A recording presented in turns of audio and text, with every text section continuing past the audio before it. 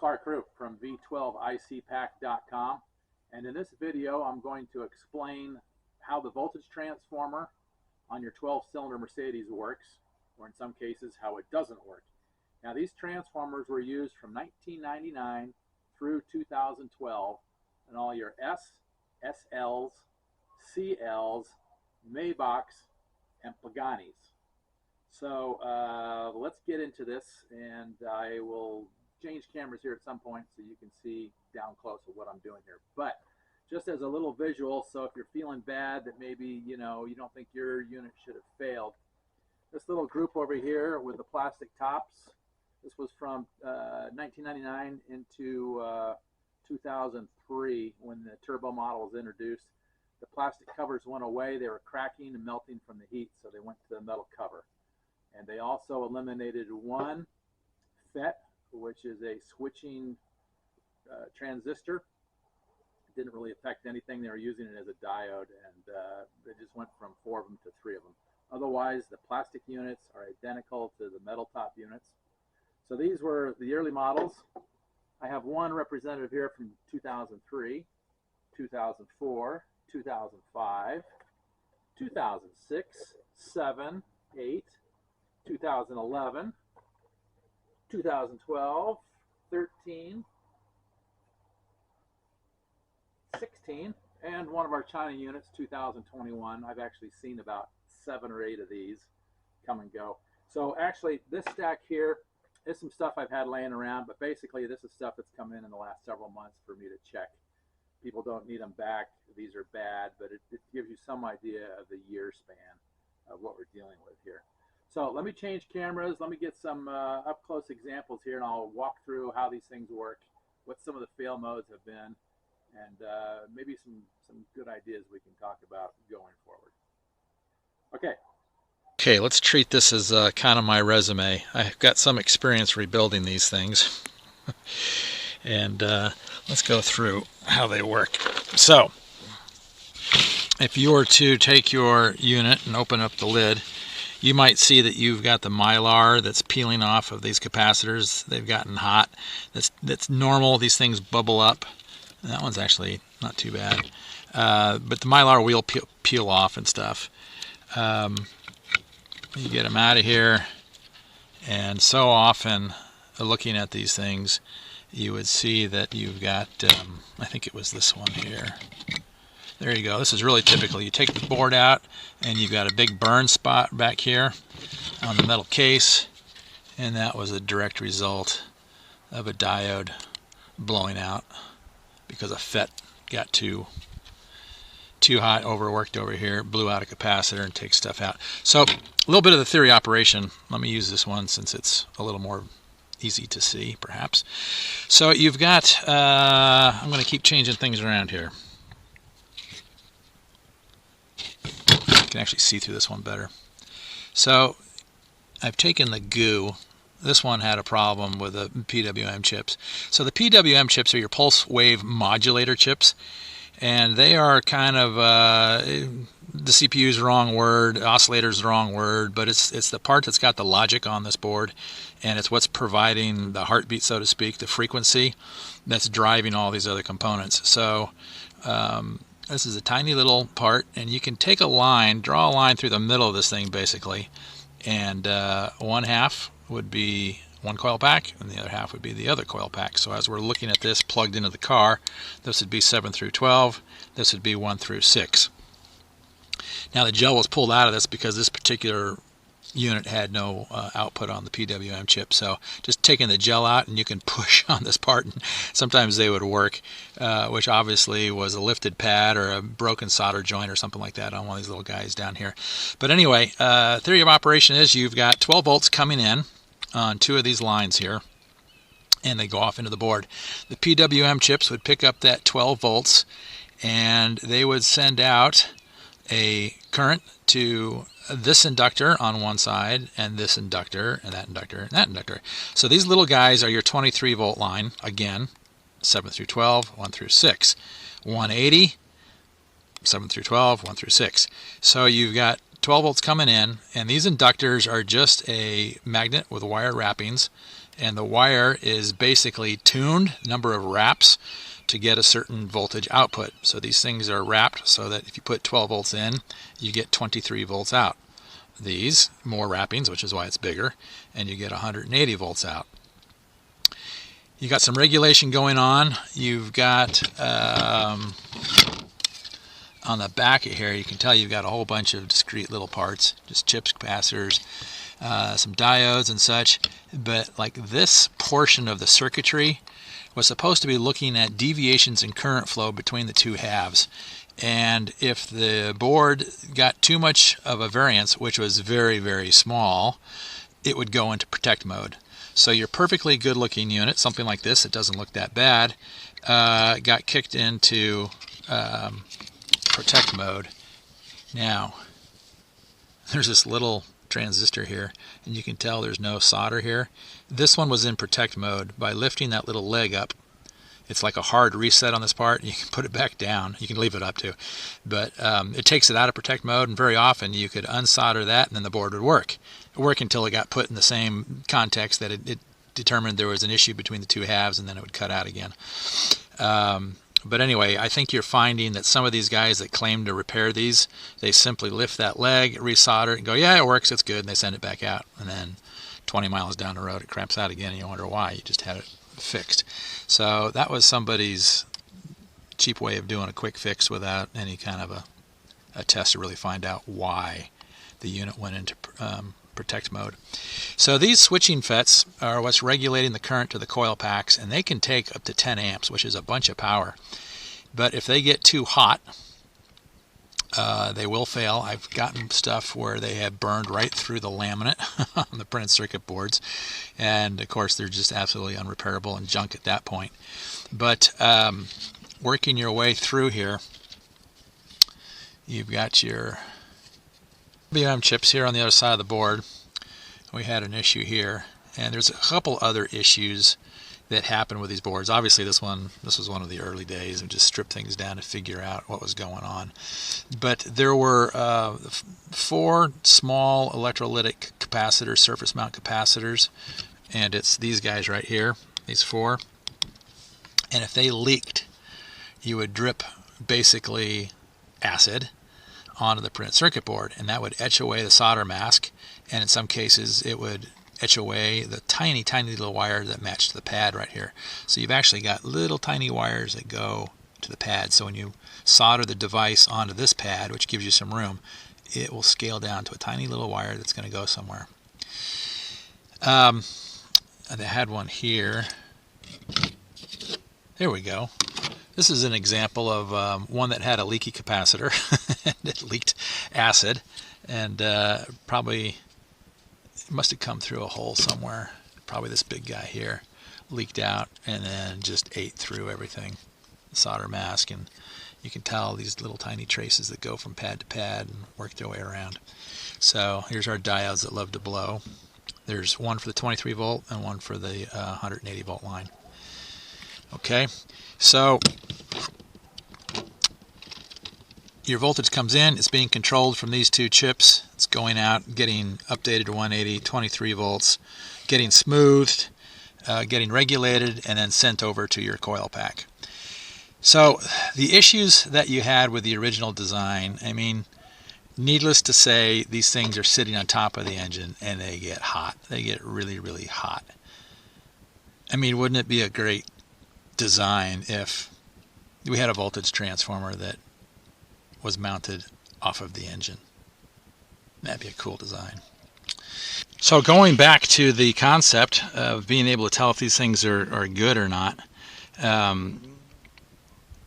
it would be really cool if while the car was running you could tell if this thing was putting out voltage or not. I mean, imagine if you had like a blue LED that would show 180 volts and another blue LED on this side, and then maybe, I don't know, a green LED that would show you had 23 volts. So while the car was running, you had a visual to say both channels were putting out the correct voltage on both sides. That would be a real huge benefit. Now the other thing that when you think about, geez, how cool it'd be to get these things off of the engine, off of the heat, is that you've got this proprietary connector that we need to plug in to the car's wiring harness.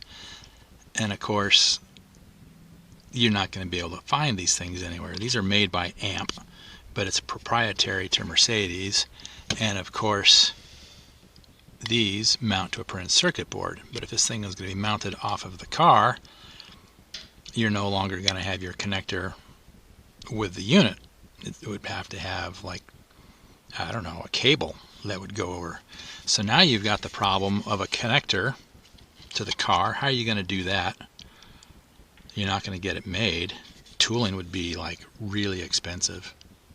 $20,000-$30,000 to make tooling. I don't know. Maybe a 3D printer would work. And then you got another problem too. These pins on this side are soldered right into the printed circuit board for all the different inputs and outputs we got going on. So now you'd have to have some kind of a pin that would go to this connector. And these are made out of beryllium copper, and they don't even bother to plate these. They've just left them, so they do oxidize very often. You get a bad connection here. So it's like if you did that, you'd have to nickel plate them as well. Yikes. Opens up a whole can of worms. Okay, moving along. And then the PWM chips, they had no internal protection mode, so maybe that's why they created this circuitry back here. If we had a variation in current flow on these two halves, it was an attempt to save this chip. But the problem was, with that hard reset on that transistor, the thing was dead on one side, and of course nobody repairs these things, so you save the chip but you still shut the board down, so you still end up going off and buying a whole new unit because it doesn't work. Just a big black box, right? So again, wouldn't it be cool if you had a chip, a PWM, pulse wave modulator chip, that actually had its built-in protection, so that if something were to happen on the board, the chip would shut down, save its life. That would eliminate this circuitry over here. And the other thing that you got to wonder about is that Mercedes went to inductors. Inductors are single output boost devices, if you will, current boost. So it's taking that 12 volts to 180, 12 volts to 23. If they had used a transformer can actually be wound with different windings on two different outputs. So you could actually have one device that could put out 180 and put out 23. That'd be a really good idea to incorporate something like that. Interesting. Going back to the transformer concept, wouldn't it be cool that if you to use a transformer, you could run at much higher speeds? The frequency these PWM chips are running at is 22 kilohertz. So that's 22,000 times a second we're getting a pulse wave going through. Those pulse waves are going out and storing up the energy in these capacitors. Now, 22,000 times a second sounds fast. With the right transformer, you could run up over 200,000 times per second in your cycles. By doing that, you would reduce the overall requirements of storage of electricity. So you could go to much smaller capacitors, and going to smaller capacitors would also reduce heat. Heat is not our friend. Just saying. Sounds like a really good idea. Okay. The other issue. So here's your unit, and if you've got a problem either with the voltage transformer or with your coil pack, if you've got a hard short on the coil pack will overdrive these FETs. And these FETs get too hot. Again, 10 amps, that's a bunch of power. But there's a 20 amp fuse on your OBD port on the car. Very often, if you've got a shorted out voltage transformer or a shorted out coil pack, you'll blow the 20 amp fuse that is actually connected to your OBD port. So if you're trying to get codes off your car, you're plugging in your reader and it can't connect, it's saying communication error, or if it's one that relies on the current coming off of the plug to work, it may not light up at all. It's just going to be dead, and that's because you've blown that 20 amp fuse that controls the OBD port. So if that's the case, different years, different places, unfortunately. But see if you can get some kind of a wiring diagram that will back you into the line for the OBD port. Go back and check that fuse, and you'll probably find that it's blown. It'll be a yellow 20 amp. So if you just want to pull all your yellow 20 amp fuses, typically on the right side, passenger side, and on the AMGs, there's a tiny circuit box sideways. It's got like 5 fuses and a couple relays in it, and it will be one of those fuses that's controlling that. So again, looking at these things, if your coil pack is dead, your transformer could be dead, you're sitting there going, the car is dead on 1 through 6, 7 through 12, what's the issue? There is no way to tell conclusively.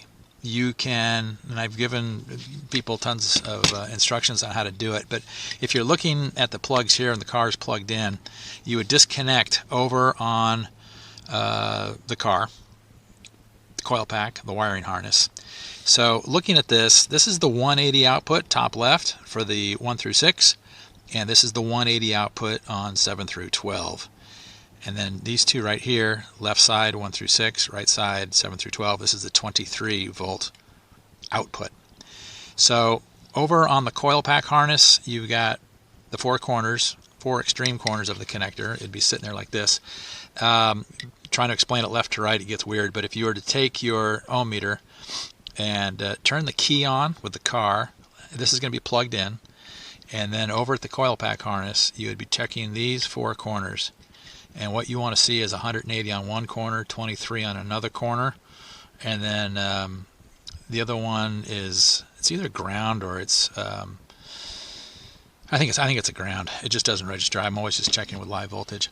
But if there's no voltage at the coil pack, you can say for sure this thing is bad because there's no output. And if there's no output, it could be the PWM chip. You could have lost a diode on the back. You could have a blown FET here. But regardless, you can say that there's no output on this, so that's your issue. If you're checking over at that same connector on your coil pack and you've got voltage, that does not mean that the coil pack is bad. It just means the plot thickens. These capacitors very often, they do dry out over time. It's a series of almost like paper that's wrapped in electrolytic acid. And so over time, those dry out. When they dry out, they lose their connectivity. So sometimes they'll be okay when they're cold, and then as they heat up, they will come together and fail to work properly, and it will die. So it could be a heat-related heat soak issue. And that's very often why these things, car runs okay for a while, you shut the key off, you go to the store, you come out, you turn it, and the car won't start. The heat soak has typically caused one of these capacitors to fail. They cool down, everything starts to work again. So again, we're back to that whole scenario about how cool would it be if there was a way to tell if this thing was outputting 180 and 23 volts on each channel while the car was running, because you have to unplug over here at the coil pack. You don't want to be puncturing wires and probing while you've got 180 volts going through there. So another cool aspect to consider. So that's what Mercedes did, and this is this is my resume. You figure 2 of these, 4 of these, that would be these 2, these 4, and then must be some shorter ones here somewhere. That's a short one. That's still a long one.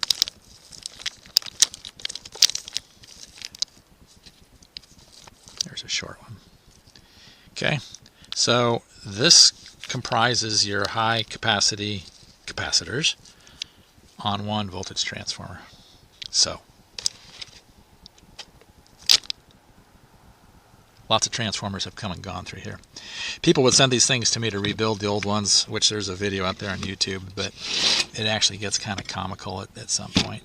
Here's one. The guy sent me in to rebuild this, and it's like, really? He's taking a drill press? Carlos Guzman drilled through the bottom of it. Not quite sure what his approach was. Maybe he thought he would cool things down. I don't know. This one cracks me up to no end.